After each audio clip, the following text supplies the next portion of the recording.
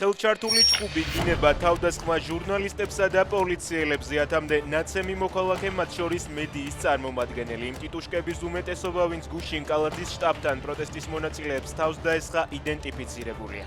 ოცნების შტაბის წევრების მიერ გადაღებულ კადრებშიც ჩანს, რომ მოქალაქეები ოფისთან საპროტესტო შეძახილებით შეჩერდნენ.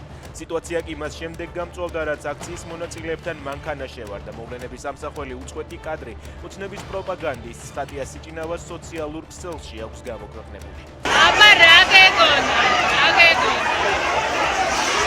სხვა დღეებისგან განსხვავებით ადგილზე არ იყვნენ პოლიციელები, რომლებიც პროტესტის მონაწილეებსა და ოცნების მხარდამჭერებს შორის კორდონს ქმნიან.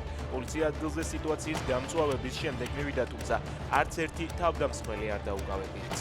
ოცნების პარტაქტივი პროტესტის მონაწილეების გარდა თავს დაესხა ჟურნალისტებსაც, იზოლდეს პუბლიკის რეპორტიორებზე და მათ ტელეფონები წაართვეს. ერთ-ერთი მობილურის დაბრუნება ნეტგაზეთის ჟურნალისტმა შეძლო, ამ დრომდე დაკარგულია მეორე ტელეფონი.